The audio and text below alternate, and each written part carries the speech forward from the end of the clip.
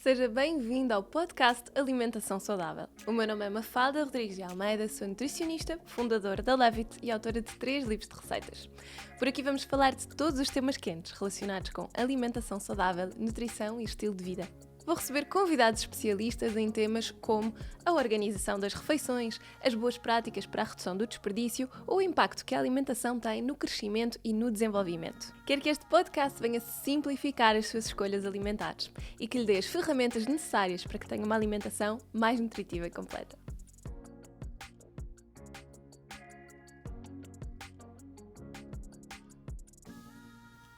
Olá e sejam muito bem-vindos a mais um episódio do nosso podcast. Estamos aqui num mês de frio, depois destas festividades todas. Espero que se encontrem bem e que estejam com vontade de aprender, porque o episódio de hoje vai ser técnico. Vamos dar aqui muitas dicas, coisas importantes para uma avaliação corporal e isto já um bocadinho na perspectiva de pensarmos na preparação para o novo ano e refletirmos um bocadinho sobre todos os nossos problemas, os nossos desafios durante este ano.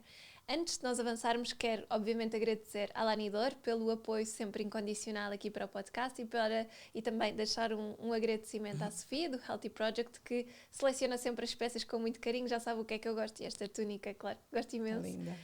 Obrigada.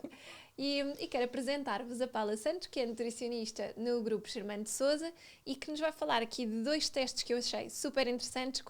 Mandei aqui um e-mail à Paula a desafiá-la para vir aqui ao podcast falar connosco sobre isso, porque realmente hoje em dia a ciência e a nutrição estão a evoluir cada vez mais, não é, Paula? E acho que É verdade. faz todo o sentido nós procurarmos também compreender o nosso corpo e analisar o nosso corpo sem ser só aquelas análises clássicas da glicemia e o colesterol. Sim, e já está, não é? Claro. E se temos ferramentas adequadas para poder fazer uma intervenção mais assertiva, melhor. Realmente este teste vem de encontro às necessidades eu penso, de todos os nutricionistas, ter algo mais desenhado para o seu trabalho. A Germano de Sousa, o Centro de Medicina Laboratorial Germano de Sousa, é um laboratório acreditado, que tem valências em várias áreas da patologia clínica, tem a parte de anatomia patológica e também em genética. Por isso, isto é mais um teste de laboratório que o que é que vai avaliar? Vai avaliar o perfil genético, a par do perfil bioquímico, tendo aí o conhecimento de parâmetros relativamente à composição corporal, que poderão ajudar na gestão do peso e também do metabolismo dos nutrientes, ou da resposta que o indivíduo tem à ingestão de alguns nutrientes. E este teste, esquecemos de dizer aqui o nome no início, é o Food Health. Exatamente. Porque eu no outro dia estava a passar pelo vosso site e há N testes, portanto aquilo é preciso nós temos uma lista com 4.000 testes. Exato, aquilo é uma lista mais enorme, acaba. até para a gravidez, imensa coisa, também muito gira. Sim. Mas realmente estes dois, o Food Health e o Gut Health, que são aqueles que nós vamos falar hoje aqui no episódio, são aqueles que, pelo menos para a minha prática clínica, me pareceram os super interessantes, os mais completos. São muito focados nessa área da nutrição. Sim. Exatamente, e era por isso também que gostava que a Paula nos explicasse um bocadinho, por exemplo, como é que se faz este teste, o Food Health, isto é o quê? Como é que a pessoa pode fazer? É uma análise que é feita em qualquer um dos postos de colheita Germano de Sousa, espalhados de norte a sul do país. É uma simples amostra de sangue, que é colhida pelas as nossas técnicas, e depois irá para o laboratório, onde será feita a análise tanto da componente genética como da componente bioquímica. Aqui depois nós temos uma série de parâmetros que podemos avaliar. A parte genética dá-nos uma predisposição para vários parâmetros do indivíduo, enquanto que as análises bioquímicas vão-nos dar uma fotografia do momento atual, do estado de saúde da pessoa. Temos de ter em atenção que uma análise genética avalia uma predisposição, não se faz diagnósticos com análises genéticas, mas conhecer e ter o conhecimento é poder, e isso dá-nos um conhecimento fantástico para poder fazer uma mudança na nossa vida. Eu gostava até de ver algumas imagens, que eu acho que uma imagem vale mais que 1000 palavras. É porque os resultados são mesmo completos, não é? Portanto, e os resultados são tão extensos e tão completos que é importante seguir e até explicar um pouco como é que eles se apresentam e falar um bocadinho mais do teste, porque acho que é interessante, não só para o público em geral, mas também para as nossas colegas nutricionistas. Olha, e há outra coisa também importante, que é a pessoa que queira fazer o teste pode ir aos laboratórios Germano de Sousa e não precisa ter uma prescrição, pode simplesmente pedir para fazer o Food Health. Convém que tenha uma prescrição, mas pode ser nossa. Pois, ou seja, pode ser um nutricionista que sim, recomenda que a deve pessoa ser vá. ou um nutricionista, ou um médico, ou um profissional de saúde habilitado, e sim, nós temos um formulário específico para fazer este tipo de prescrição. Então, nós temos uma campanha que eu acho até muito engraçada, porque começa com a frase: a partir de agora comemos como somos, porque é um pouco porque se nós somos o que comemos, porque é que não comemos como somos? Claro. E realmente muita gente anda às voltas com dietas e faz tentativas, inúmeras tentativas, e nunca consegue. E eu acho que este teste vai ajudar bastante a termos resultados mais rápidos e mais eficientes. Relativamente à genética, nós temos uma componente genética e outra que é o nosso fenótipo e os nossos hábitos. Tudo isso interage para termos um resultado. Por isso, não é só a componente genética que é determinante, e ainda bem, porque senão ninguém queria saber o que é que estava nos seus genes, porque já sabia que ia ser assim. Independentemente das escolhas que exatamente. Tinha resultados. Por isso, nós tendo conhecimento de quais são as nossas características e o nosso perfil genético e o que está no nosso ADN, podemos fazer alterações ao estilo de vida, fazemos alterações a nível alimentar, e não é só a gestão do peso, mas sim os níveis de saúde, que eu acho que é muito importante. Relativamente ao perfil bioquímico, faz-se um check-up, que são 18 parâmetros de bioquímica, que no fundo estão diretamente associados aos parâmetros que são avaliados na parte genética, e ficamos com uma ideia de qual é o nosso estado de saúde. O teste vai ser dividido em 3 partes. Um que tem a ver com o nosso organismo, por isso tudo o que se passa no nosso corpo, a composição corporal, o IMC elevado, a resistência à insulina. Depois temos a dieta, em que vai referir os principais macronutrientes e que tipo de resposta é que nós damos a esses nutrientes. E depois tem a ver com os nossos hábitos de vida e o comportamento. O teste é bastante completo, tem 102 variantes genéticas, tem 75 genes, e é importante dizer que todas estas indicações têm como suporte inúmeros artigos científicos que estão devidamente fundamentados e com significado estatístico, por isso são válidos e cientificamente comprovados. Então, um resumo, e isto não podemos falar aqui do relatório todo, que tem 70 páginas, adormeciam, não é? Eu falava, porque eu leio, mas pronto, mas acho que o resto das pessoas poderia adormecer, mas há um pequeno resumo em que apresenta os resultados nestes parâmetros todos, que é, no fundo, uma síntese de todo o relatório. E começa com o organismo, ou o corpo, em que nós temos 9 parâmetros para serem avaliados, e temos uma predisposição para um IMC elevado, e aparece uma barra. Esta barra está mais ou menos preenchida de acordo com a nossa predisposição. Se ela estiver preenchida até aos 25, 30%, temos uma baixa predisposição, média até aos 60, 65%, e depois, mais do que isso, é uma alta ou elevada predisposição. Temos aqui o IMC, a adiposidade central ou a gordura abdominal, a resistência à insulina, por isso são parâmetros importantíssimos para condicionar uma síndrome metabólica, a obesidade, e também para a pessoa às vezes pensar que se calhar tem de fazer mais esforço se tiver uma predisposição mais elevada do que outra. Isso é o que eu digo muito quanto ao colesterol, não é? Que nós às vezes temos aquela tendência de dizer eu tenho este colesterol elevado, mas é porque tenho a tendência genética. Eu digo, não, o colesterol é nosso, não é a nossa tendência, não. A nossa tendência faz com que nós tenhamos que ter mais cuidado ainda, não é? Exatamente. Não aceitar que ele está elevado. Exatamente. E é importante porque muitas vezes, e não é dizer eu tenho pouca predisposição para ter um IMC elevado e já estou com excesso de peso, então ela tem sorte, porque poderá ter de trabalhar menos para atingir os Exato. objetivos. Pronto, Exatamente. temos sempre de ver essas situações, Os dois lados da questão. Saber interpretar. Exatamente. Depois temos uma área que eu acho muito interessante, que é a parte do metabolismo dos lípidos e da parte da estatiose hepática. Temos aqui também a predisposição para ter um colesterol elevado a nível do LDL, os triglicerídeos elevados e também a predisposição para a estatiose hepática. Podemos ver na imagem que este exemplo, porque isto é um exemplo, tem ali uma predisposição moderada a alta para ter estatiose hepática. Nós aqui teríamos de intervir no sentido de evitar doces, açúcares rápidos, gorduras saturadas, para que não se manifeste esta situação, porque estas situações podem ou não estar a manifestar-se. Neste caso, e tem ali um tubinho com uma cruz vermelha, quer dizer que há qualquer parâmetro da parte hepática que está fora dos limites.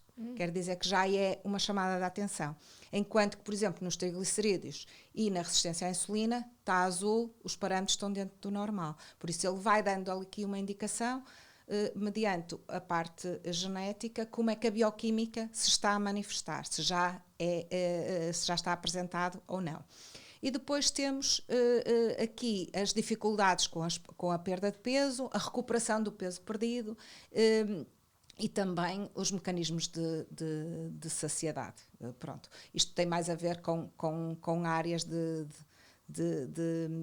emoção e da percepção, que muitas vezes a pessoa observa e diz, olha, realmente é isso que me acontece, eu tenho dificuldade, eu demoro tempo.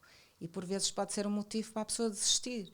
E não deve ser, Exato. porque há quem demore mais tempo e precise de mais tempo do que outras pessoas para atingir o mesmo objetivo. É verdade. Isso é uma das mensagens que eu passo muito, que independentemente da velocidade a que as pessoas à nossa volta perdem peso, para nós a principal chave tem que ser a consistência. Claro. Porque se nós mantivermos aqueles bons hábitos durante muito tempo, não só vamos conseguir mais facilmente atingir o peso, como ficar lá. Não é? Exatamente. E isso é que nos vai ajudar muito também. E isso é fundamental. E acho que nos vai ajudar também a explicar ao nosso utente a razão de não conseguir ter tanto sucesso e a pessoa, ou a amiga ou o amigo, terem conseguido um sucesso mais rápido.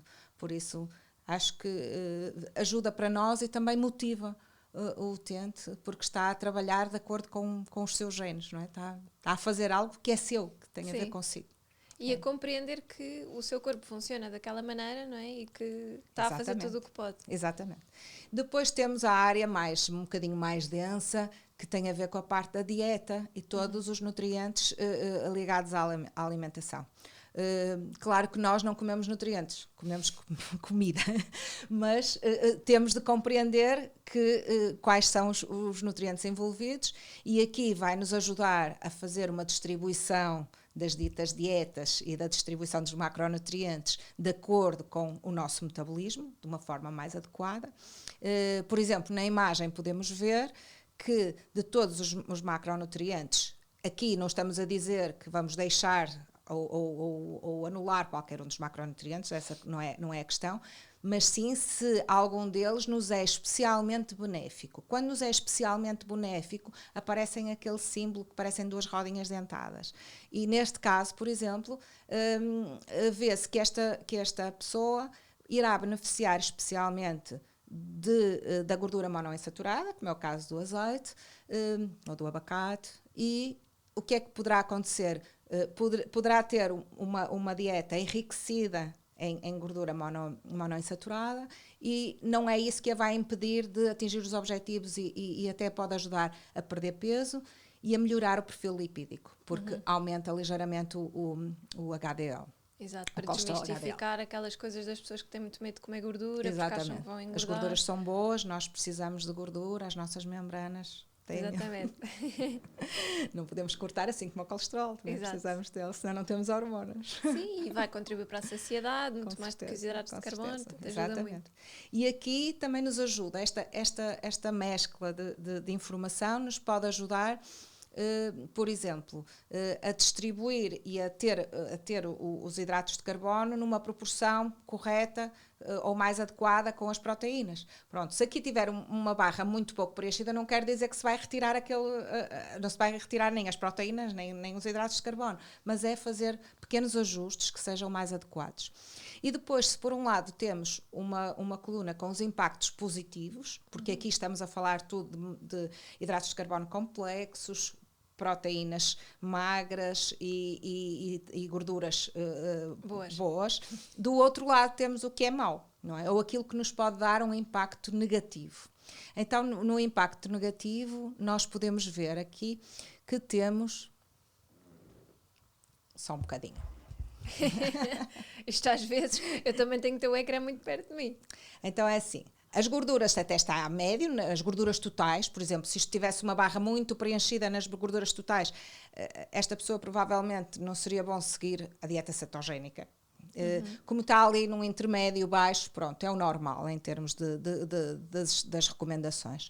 Mas aqui temos uma barra já muito preenchida no sal, quer dizer que a pessoa pode ter uma retenção excessiva de líquidos, pode até ter um início de hipertensão.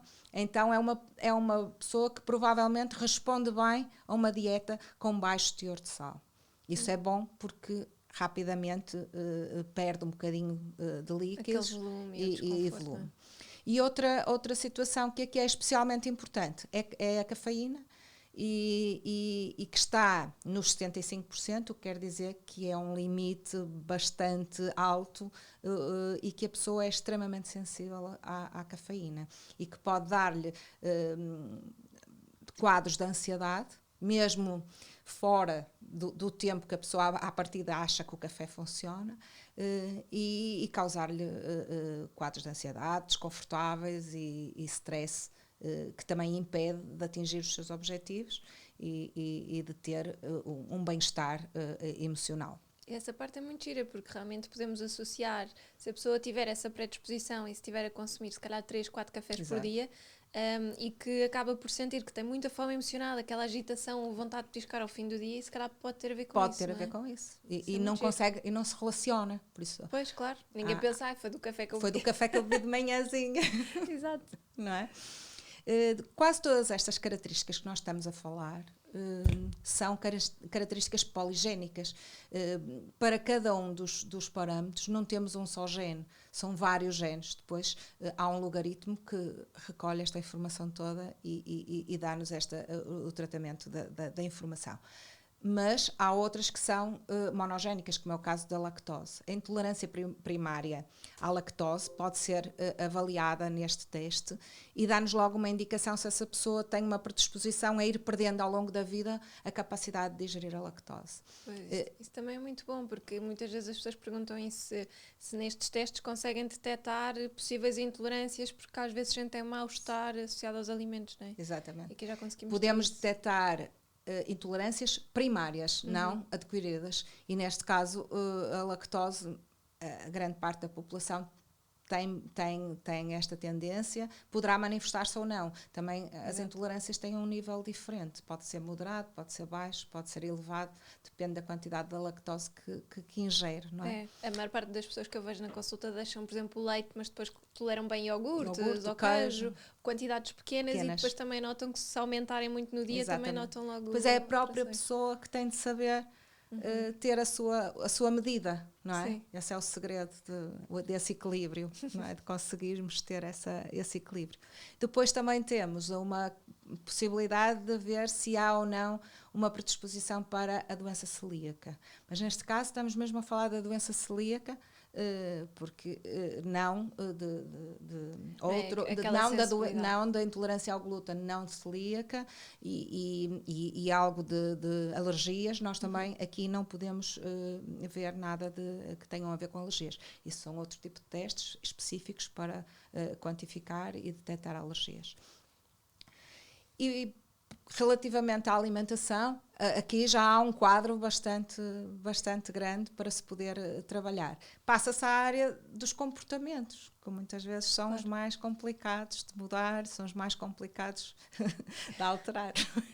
Sim, é verdade. Isso é muito complicado. Porque às vezes nesta questão de ok, o que é que eu vou beneficiar em fazer este teste, o que é que isto vai mudar nos meus hábitos alimentares? Temos que pensar que os resultados deste teste nos podem dizer, olha, se calhar é melhor não consumir tanto café, é melhor não consumir tanta lactose, há uma predisposição maior aqui para o colesterol, cuidado com as gorduras, não é? Portanto, há aqui vários parâmetros que nos podem ajudar. E depois também há aquela questão de darmos melhor com uma dieta mais hiperproteica, mais hipolipídica, portanto, tem essa gestão toda que tem esse interesse, por isso é que eu também achei estes testes muito, muito completos e que realmente ajudam. Eu recebo muitas pessoas, partilhava contigo antes de nós gravarmos, que me dizem que entram facilmente em platô, estão sempre, chegam ali a um determinado peso, aquele já não desce. Eu estou, mas isso é pesa mais, tem que descer, alguma coisa tem que mudar. É assim, à medida que eles vão perdendo peso também têm de diminuir às calorias, mas... é verdade. Não é? Eu acho que eles têm de ter calma, querem tudo muito rápido. Uma coisa que também me tinhas perguntado era sobre as vitaminas. E eu acho que este teste, do que fala e da forma como nós publicitamos, acho que não se consegue transmitir a riqueza e a quantidade de parâmetros que se consegue avaliar. Por exemplo, relativamente às vitaminas, são avaliadas algumas vitaminas. Aqui temos, por exemplo, a vitamina B12 e a vitamina D. Neste caso, por acaso, a vitamina D está abaixo dos níveis. Que é muito comum, muito mais comum do que as pessoas acreditam. Que até pode ser por predisposições genéticas, não se sabe. E aqui nós estamos a avaliar a parte bioquímica, mas também a predisposição genética. E há inúmeras situações em que as pessoas têm déficits, mas que ainda não está... pronto, ainda não se expressou nenhuma doença de carência e tudo isso, mas que já está ali um foco que precisa de ser resolvido, ou precisa de ter atenção aos alimentos que vai escolher e que vai consumir. Por exemplo, no caso dos vegetarianos, uma pessoa que faça este teste e que tenha um polimorfismo que acentue o catabolismo da vitamina B6, ou que tenha uma predisposição para uma pior absorção de vitamina B12, terá de ter uma atenção especial, porque senão vai ter problemas, com certeza. Não estamos a dizer para deixarem de ser vegetarianos, mas que com certeza vão ter uma abordagem completamente diferente. Sim, alimentos fortificados ou suplementação, não é? Exatamente. Aliás, há um polimorfismo que aponta para um déficit na reconversão do beta-caroteno e em retinol.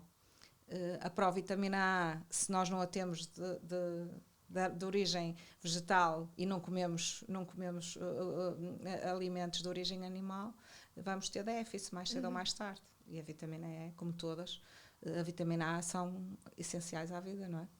Eu acho que este teste traz muita informação e que nos pode ajudar realmente a ter uma saúde melhor. Não é só ter um peso adequado, mas ter uma saúde melhor. É evitar isso, não é? E dava para qualquer pessoa, em qualquer fase da vida, fazer, sei lá, dos 18 aos 30, aos 65, não interessa em qualquer ponto. Este teste é independente da idade, é independente do estado de saúde, da medicação que se toma, nada. Não tem essas condicionantes, não é?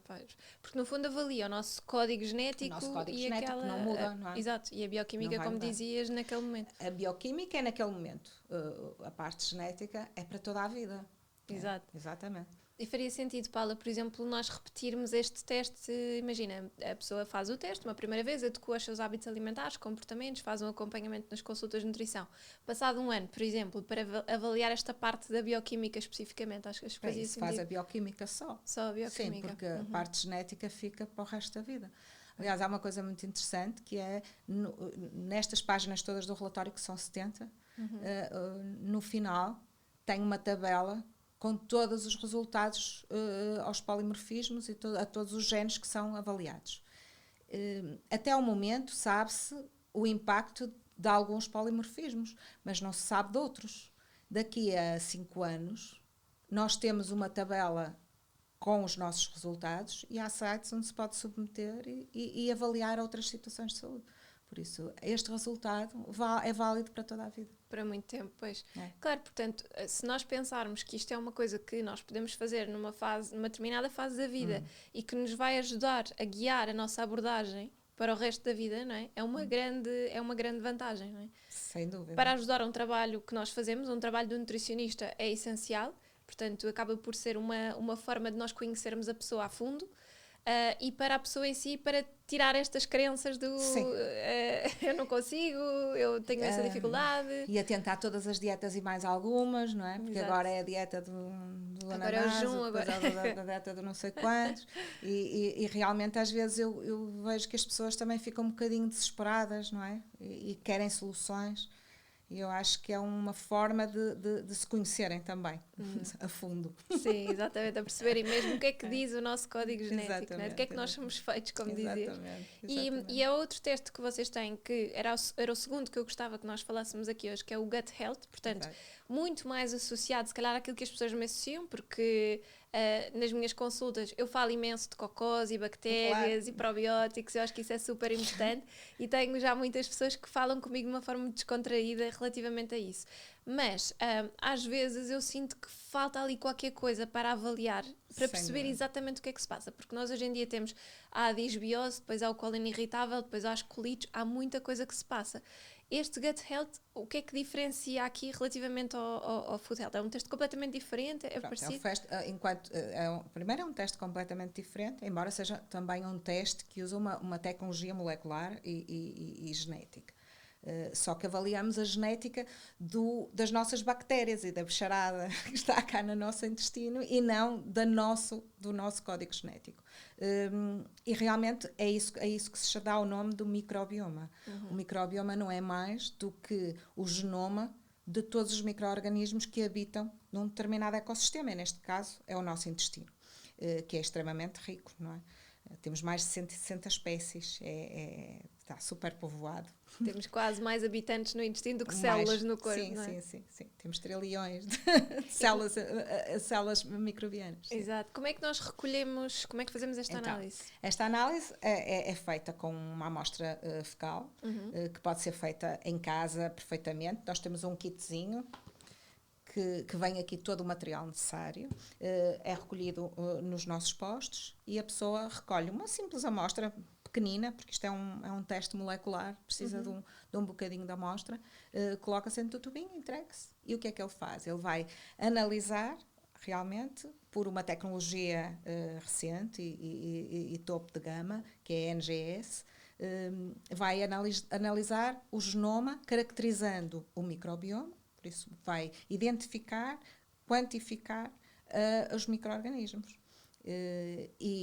Isto é uma área fantástica e apaixonante, em que já se sabe muito devido à melhoria na tecnologia, mas que ainda há muito a descobrir, está sempre a sair coisas novas. E há muitas doenças implicadas com o microbioma e o microbioma, no fundo, as nossas bactérias vivem em perfeita equilíbrio e simbiose connosco. Quando se dá a desbiose, que é uma alteração ou na diversidade ou na frequência de alguns grupos e de alguns géneros, surge a disbiose. E a disbiose pode condicionar as doenças, ou pode condicionar o mal-estar, no caso do cólon irritável, ou pode condicionar até problemas do foro emocional ou psicológico ou mental. Aliás, cada vez mais o Alzheimer, a parte nas crianças, o autismo, há muitas linhas de investigação nessa área, com o cérebro eixo. Exato. Cérebro-intestino. Cérebro-intestino, sim. Porque não estão ali as bactérias e elas estão ali, na vida delas, não. Elas aproveitam e comem o que nós comemos e o que nós não conseguimos digerir, que é o caso de algumas fibras. Isso é muito importante, a alimentação, na modulação e na alteração do microbioma e da nossa microbiota. Alterna-se um bocadinho entre microbioma e microbiota, porque a microbiota neste contexto é mais correto. O microbioma é quando estamos a analisar e a caracterizar. E realmente o que se passa é que nós, desde que nascemos, e começa logo com o nascimento, e o tipo de parto é logo preponderante para a microbiota que se está a formar no bebê. Depois o tipo de alimentação, se é amamentado ao peito ou não. O tipo de alimentação que vai seguir, praticamente aos 7 anos tem uma microbiota formada. E será assim, e é como uma impressão digital, é a nossa impressão digital. Claro que ela está em equilíbrio e podemos, por motivos de doença, antibióticos, stress, haver alterações. E aí é que é importante termos o conhecimento para poder intervir e poder alterar. Sim, para perceber, e aqui mais uma vez também vai ter a influência, por exemplo, na necessidade ou não de fazermos suplementação. Porque nós já tivemos aqui uma médica, uma gastroenterologista, que explicava que às vezes é difícil suplementar os probióticos porque são uma área que ainda está muito pouco controlada, não é? Nós não sabemos quais é que são as melhores estirpes, quais é que são as quantidades, e aqui nós conseguimos ter um bocadinho mais uma abertura do leque para perceber se faz sentido ou não, não é? Exatamente. Até porque este teste está muito focado nos micro-organismos que podem ser, no fundo, alterados através da alimentação. Não tanto com a suplementação, mas também é útil, porque no fundo, se nós pensarmos, é um habitat, é um ecossistema, e os micro-organismos têm de se alimentar. Aquilo que nós comemos é aquilo que nós vamos dar da alimentação, por isso vão sobreviver as bactérias que metabolizam e que se alimentam das mesmas substâncias. Se eu comer muito à base de gordura saturada e uma dieta mais ocidental, vou ter um determinado tipo e grupo de bactérias que vão predominar.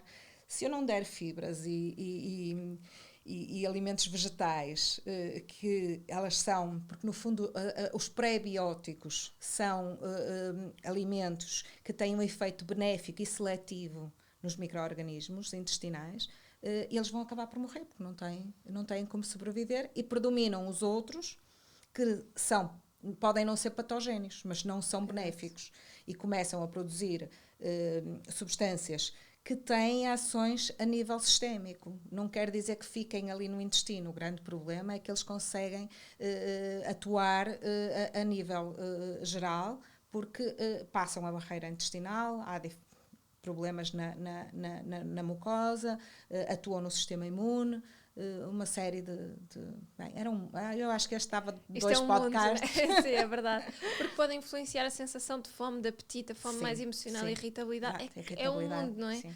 É mesmo, ansiedade, sim. É mesmo muito depressão. interessante. Aliás, a grande produção de serotonina e triptofano está no intestino. Exatamente. E por isso toda essa ligação com os níveis de grelina, leptina, está tudo envolvido, e por isso é que nós dizemos que eles não estão ali, não é inerte, estão em contacto e há uma interação fantástica com o nosso corpo, com o nosso organismo. Sim, isso é verdade. E no fundo, este teste, às vezes, eu costumo sempre dizer também que o falar do intestino não é um tema que seja muito apelativo, porque causa muito tabu. Sim. Muitas vezes é um tema desconfortável. Não se sentem à vontade. E às vezes nas consultas, quando as pessoas dizem, desculpe estar a dizer essas coisas, eu digo, olha, isto é o meu dia-a-dia, isto é normal. Eu digo, olha, eu tenho um cão, apanho cocós todos os dias, a toda a hora, por isso já estou mais que habituada nisso. Verdade. Quem tem filhos é a mesma coisa, quem já mudou fraldas, portanto, acho que temos que parar um bocadinho em criar esses tabus, tal como também há muitos com a menstruação e essas coisas,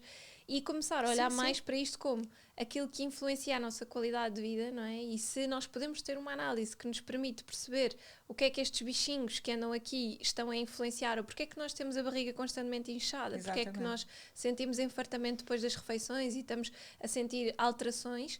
Porque eu tenho muitas amigas que às vezes me dizem, olha, agora ando sempre inchada, não percebo o que é que aconteceu. Muitas vezes tem a ver com estas disbioses, não é? Fases de muito stress, medicação, etc. Portanto, nós podemos ter isto em qualquer altura. Hormonal, em qualquer altura. Qualquer altura. Porque há variação e depois pode perdurar ou não. Porque pode ser uma coisa momentânea, como uma gastroenterite ou uma diarreia ou algo que seja uma coisa mais momentânea e que recupere. Mas depois há situações em que a recuperação é mais difícil e pode perdurar e pode vir com problemas, porque começa a haver a produção de substâncias pró-inflamatórias e desencadeia-se uma cascata de reações que leva à doença, que leva à síndrome metabólica, à obesidade. E podemos estar realmente, às vezes tem a ver com isto, fomos fazer uma viagem, de repente tivemos ali com hábitos alimentares diferentes e isso pode influenciar, podemos ter tido um episódio de muito stress e às vezes até digo, olha, teve algum trauma emocional, às vezes divórcios, morte de alguém, alguém que esteve doente, pronto. E há muitos destes episódios que as pessoas não associam depois a um detrimento ou a uma deteriorização da flora intestinal, não é? Sem dúvida. Começam esses problemas.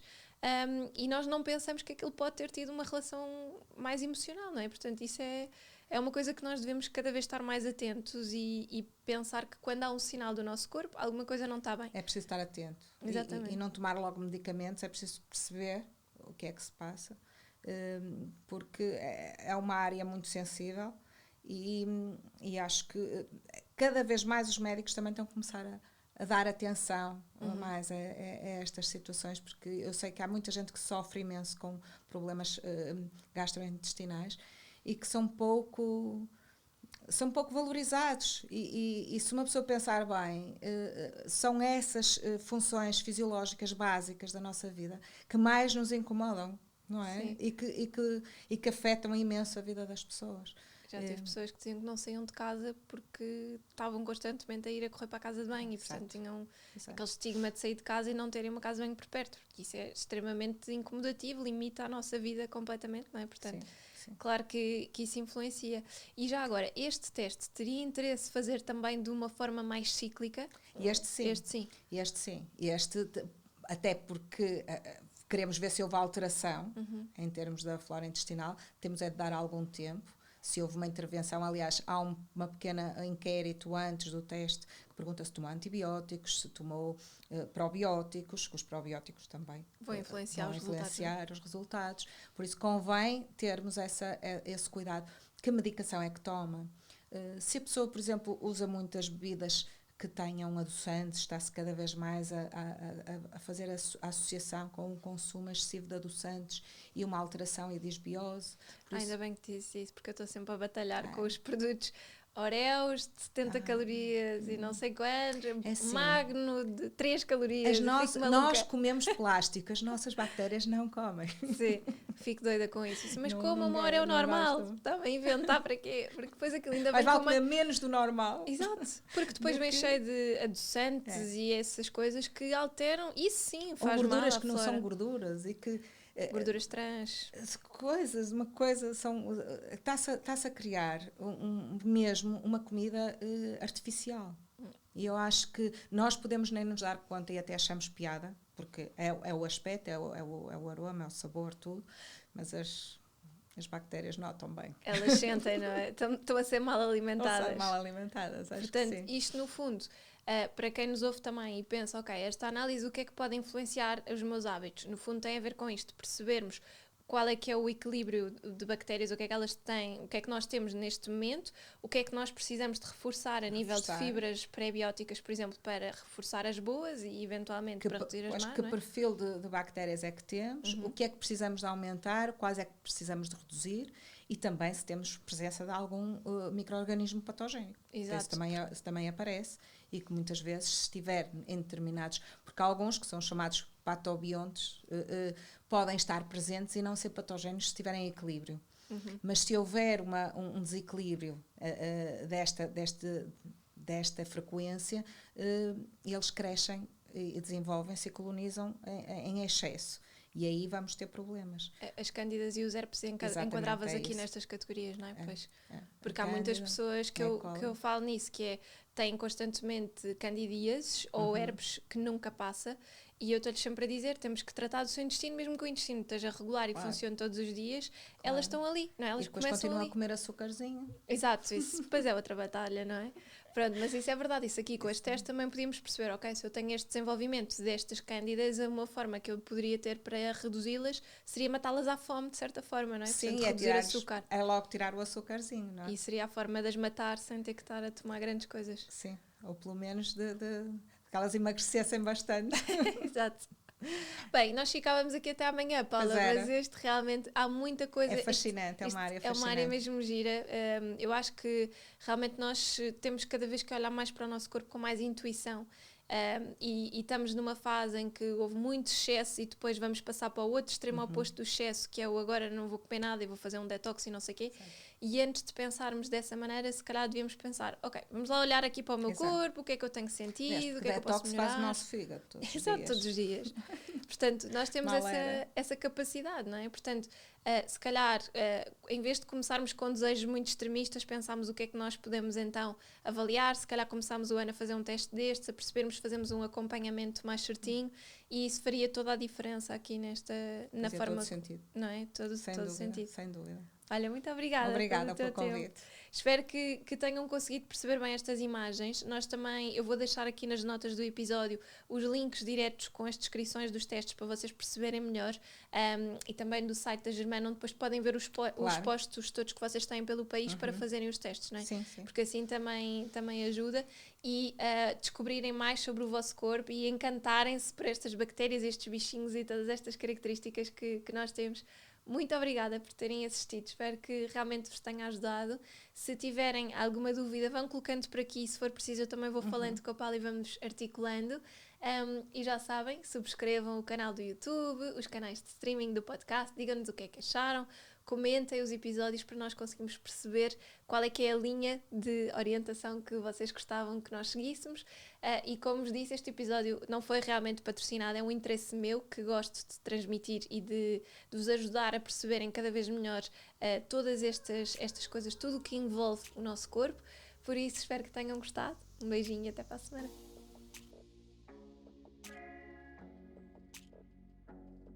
Se gosta dos conteúdos que vê por aqui, o Patreon é a melhor forma de nos apoiar. Ao subscrever este serviço, pode ficar com acesso a conteúdos exclusivos. E o que é que lhe posso prometer?